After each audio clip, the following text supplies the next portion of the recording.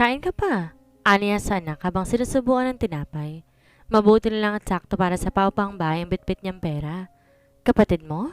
Anang babae na may bitbit na eco bag. Mukhang naghihintay na masasakyan. Umiling siya sa babae. Mga bandang alas 10 na sila nakarating na syudad. Kaya ngayon, pinapasnack niya ng unang mga bata. Anak ko po. Medyo nagulat pa ang babae sa sinabi niya. Akala ko kapatid mo. Mukhang bata mo pa para magkaanak. Ngumiti siya.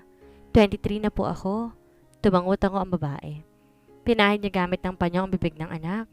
Napangiti na mapansing na aaliw ang anak niya sa panonood ng mga sasakyang dumaraan. Itong address nito ibigay mo sa taxi. Mag-taxi kayo ha? Kahit mahal yan ang importante matunton niyo agad ng location ng agency at makahanap agad na maupahang bahay. Ani Joyce sa kanya. May binigay itong papel. Kahapon nakipagkita agad siya kay Joyce. Sabi ni Joyce may kaibigan din to nakapagtrabaho sa hotel sa syudad. Doon daw siya mag-a-apply kapag nakaluwas sila. Sigurado ka na ba talaga, Serena? Baka nagkamali ka lang. Di naman siguro kayo ipapahamak ng kapatid mo. Kapatid mo yun eh. Umiling siya. Nagbago na siya ngayon, Joyce. Alam kong gagawin niyang lahat para lang sa pera. Napabuntungin niya lang ang kaibigan niya. Bumalik din ulit ang kaibigan niya sa kabilang baryo matapos siya makadalaw kahapon. Tumingin siya sa papel na hawak. Mag-a-apply siyang labandera sa hotel. May sariling laundry house ang malaking hotel at pwede raw ang bata doon. Di naman kasi pwedeng iwan niya ang bata eh. Wala rin siyang mapag-iiwanan sa anak niya.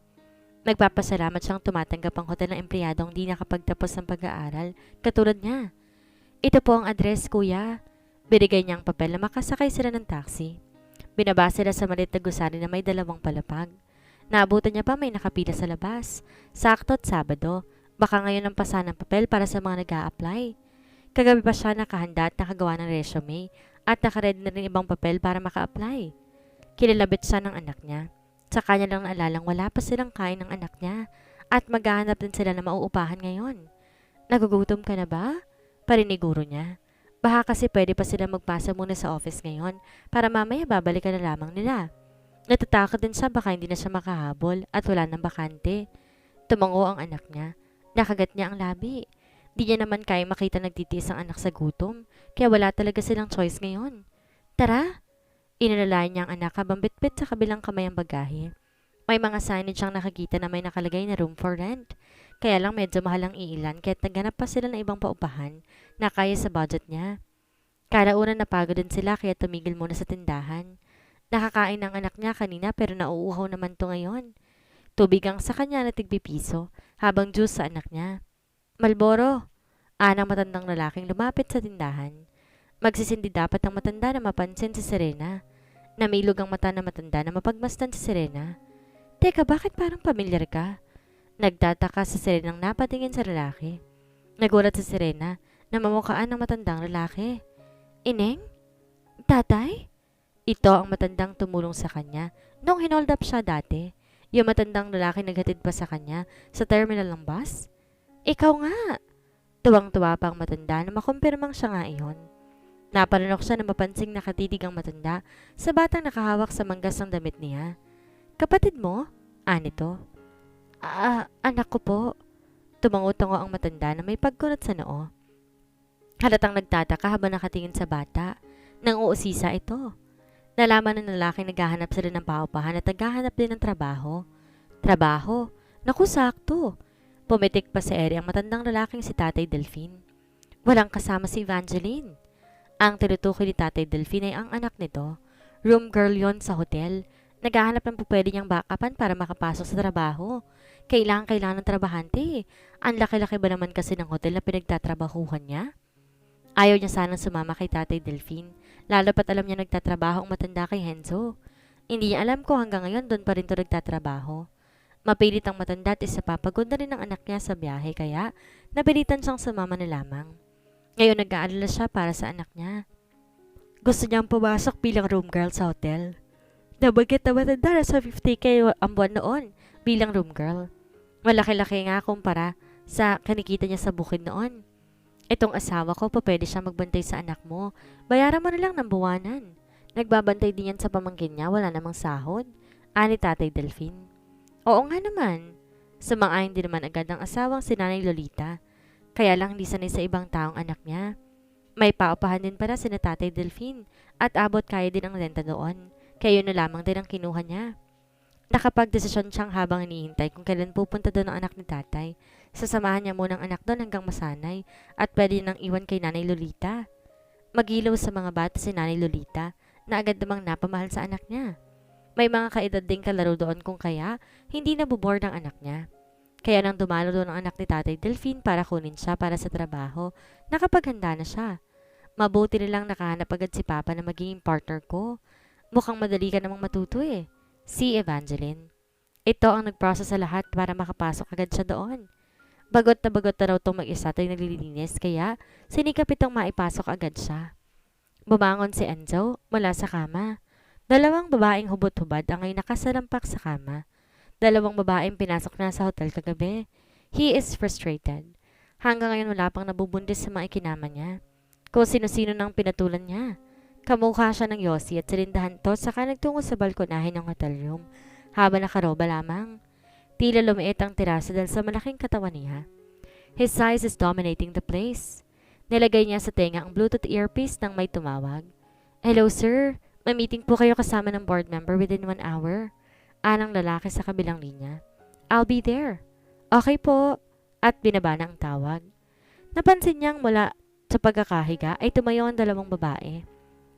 Bukas pa ang di matupok na apoy sa mga mata na maglakad ang dalawang may pang-aakit papunta sa kanya. He harshly grabbed the girl's hair and kissed her rough and hard. She moaned seductively. Ang isa hinawi ang tela ng roba niyang suot sa bandang baba. He knew it. She will give him a pleasure down there. Not here. Let's do it in bed. I will spill inside you, not in your mouth. He grabbed the two. The girls giggled. Di siya magsasayang. Kailangan niya makabuntis ka agad. Di niya alam hanggang kailan siya mabubuhay lalo na sa delikadong uri ng trabaho niya. He is a mafia. Nakapatong sa ulo niyang milyong-milyong salapi. Kahit sino magkakaroon ng pagkakataon hindi magdadalawang isip tapusin siya. Iniwan niyang parang mga lantang gulay ang dalawa. Kailangan niya ring umattend sa meeting ngayon. Nasa elevator siya na may pumasok sa babaeng may stroller. Napakunot ang noon niya. Bakit may tagalinis na gumagamit ng elevator na dapat sa mga client lang? May sariling elevator ang mga staff sa hotel na ito. Kaya't bakit nandito ang room girl na ito dito? Napayuko pa ang babae at abala pa sa pag-arrange ng gamit sa ibabaw ng service story nito. Inaayos ng babae ang mga basahan sa ibabaw. Tila walang pakialam sa paligid. Tila nag-ugat ang sentido niya. Sinulyapan niyang ID suot ng babae. Her name is Serena.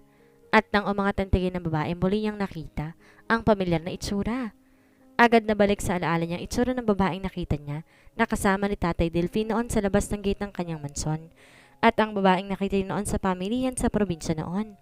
At ito ang pangatlong pagkakataong makikita niya ito. Nagtagis ang bagang niya. Isa ba mga babaeng to sa taong naghahanap sa kanya para manmanan siya? Hindi rin nakapagtataka. Maraming naghahabol sa kanya. He has a big name when it comes of this mafia world. Balak niya magsalita pero natigilan na lamang siya na magbukas ang elevator at dire-diretsang lumabas ang babae. Ngayon hindi man lang siya tinapunan ng tingin. Di man lang siya napansin. Yun yata ang unang beses na hindi siya napansin. Bakit nga ba big deal yun sa kanya? Lumabas na lang siya ng elevator nang magbukas ito sa lobby. Agad humilera ang mga empleyado na makalabas siya. Nakasunod agad ang mga tauhan niya sa likod. Yes, because he owned this hotel. Natapos na ni Serena ang 4 na silid. Sa isang palapag, 2 lang ang room na naka-assign. Sila ni Evangeline na magkasama sa 5th floor at nasa 5th floor din ang stockroom na madalas tambayan nilang mga staff kapag tapos na sila sa paglilinis. Hoy Serena! Tinawag siya ni Rhoda. Matangkad at malaking babae si Rhoda. Hanggang leeg lang ni Rhoda sa Serena. Siya kasi ang maliit sa kanilang lahat. O bakit? I-pull out mo yung room 6. Kinalikot pa ni Rhoda ang kuko. Yung room 6 sa palapag iyon ni Rhoda. Kapag nandyan siya, nag-uutos itong si Rhoda sa kanya. Ha? May lilinisan pa ako dito sa palapag namin, Rhoda eh. Mamaya na lang siguro. Naggamot siya ng ulo. Paano niya ba kasi pagsasabayin yung paglilinis sa 2 silid?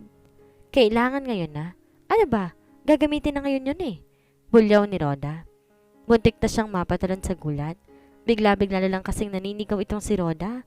Bakit ba ayaw siyang intindihin ng babaeng to? Aba, ang kapal mo naman, Rhoda. Biglang sumulpot si Evangeline. Kakatapos lang sa paglilinis sa kabilang silid.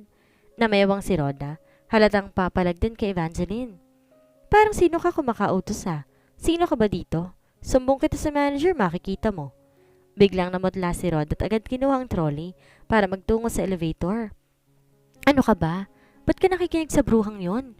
Siya naman ang nilingon ni Evangeline. Napayukon lamang siya. Ayaw niya lang ng gulo. Matagal na si Rod at Evangeline sa trabahong to, siya, kakaumpisa niya pa lang. Pang-isang linggo niya pa lang to Ayaw niyang mapag-initan, kaya't gagawin niyang lahat para mapakisamahan na maayos ang lahat ng katrabaho. May anak siya. Yun ang priority niya at baka wala siyang maipakain sa anak kapag nawalan siya ng trabaho. Ako na sa huling silid. Marami ka nang nalinisan. Mag-relax ka na rin dyan. Huwag mo sagarin ang katawan mo, may batang umaasa sa'yo. Ani Evangeline. Nahiya siya pero tama to. Kanina niya pa talaga gustong umupo. Simula na makapag-umpisa siya sa trabaho, madalas na siyang maagang pumasok. Siya na ang nagmamap sa buong 6th floor kada umaga. Nakakapagod pero kinakaya niya. At binibigyan niya ng importansyang trabaho dahil sa anak niyang si Liam Gabriel. At isa pa, first time niya rin makapagtrabaho sa ganito, karangyang hotel, kaya napakasaya niya. Nung break time at oras sa pagkain, pumila na agad sila ni Evangeline sa baba. May dala siyang baonan parati. O ano, konti na naman ang kakainin mo. Napansin ni Evangeline na hinihiwalay niyang ulam sa kanin na nilagay ng cook kanina sa baonan niya. Ngumiti siya sa kaibigan. Busog na ako dito. Tinuro niya ang kanin na nadamihan lang ng kaunting sauce ng ulam na nilagay sa lagayan niya kanina. Ayos na yun. May lasa na ng kaunti ang kanin niya. Dadalhin niya sa anak niya yon. Yon ang uulaman ni Liam Gabriel kapag nakauwi na siya. Sigurado magugustuhan ng anak niya ang ulam na to. Di baling wala siyang ulam araw-araw. Ayos na sa kanyang kanin. Gabriel, bilib na talaga ako sa pagiging mapagmahal mong ina. Masyado mong mahal ang anak mo. Para kang si mama. Ani Evangeline. Ngumiti lang siya at kinain ng kanin sa kaamin ng tubig. Magdana ako ng pagkain ka mo. Biglang singit ni Rhoda sa likuran. Sinamaan to ng tingin ni Evangeline. Hindi niya na lang pinansin ang komento ni Rhoda. Pero sa loob-loob niya, napapatanong siya sa sarili. Pagdanakaw ba ang tawag dito sa ginagawa niya? Binigay na naman ng hotel ang pagkain, di ba? Kaya paano matatawag na nakaw to? Patay gutom? Pabalong na dugtong pa ni Rhoda. Umupo sa malayang upuan si Rhoda kasama ng mga kaibigan nito. Wala naman siyang ginagawa kay Rhoda Hindi niya maintindihan kung ba't pinag-iinitan siya nito. Bruha talaga. Kalbohin kita dyan Bumubulong-bulong si Evangeline. Nagpatuloy siya sa pagkain at tahimik na tinabi pa rin ang ulam na ibinigay niya sa anak. Pagkatapos sila sa break, biglang lumapit ang manager sa kanila. Medyo nagulat sila ni Evangeline kasi sila agad ang nilapitan ng manager. Kung tapos na kayo sa 5th floor, pakasunod ang VVIP. Gagamitin ni boss ngayon. As in talaga? Napabulala si Evangeline. Habang wala siyang ideya sa nangyayari. Kunin mo ang trolley sa baba. Ako magpo-pull out ng mga old stock na gamit sa silid ng VVIP. Natataranta si Evangeline nang utusan siya. Oo, sige. Agaran siyang tumalima para magtungo ng stockroom. Sumakay agad siya ng elevator at sa elevator din ulit siya sumakay nang paakit na sa VVIP floor. Ang buong top floor ay ang VVIP, ayon sa lalaman niya. May naabutan siyang 3 lalaking naka-all black suit pagkabukas ng elevator, parang naka-black face mask.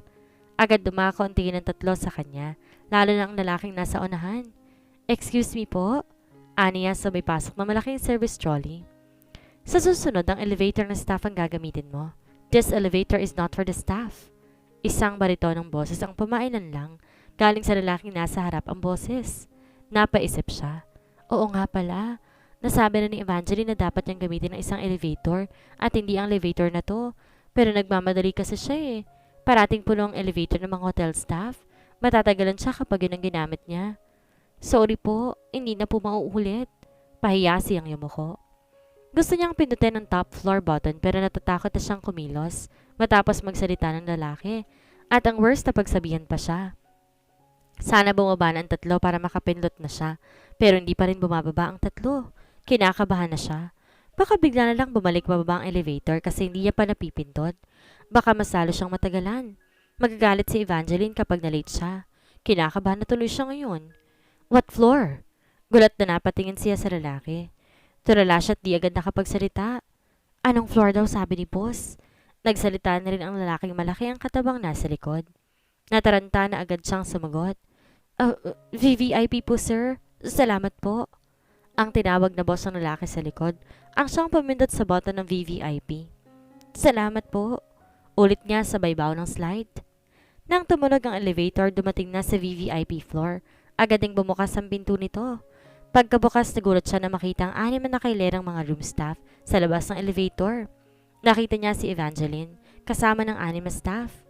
Namimilog ang mga mata ni Evangeline na makita siya para may ginawa siyang kasalanan, nakagulat-gulat, base sa reaksyon ng kaibigan. Agad siyang lumabas ng elevator at nagtatakang lumapit kay Evangeline na ngayon gulat na gulat pa rin sa nakita niyang lumabas sa elevator. Sorry ha, nagamit ko yung elevator. Nagmamadali kasi ako akala ko walang guest sa loob. Aniya kay Evangeline na hindi pa rin makapagsalita.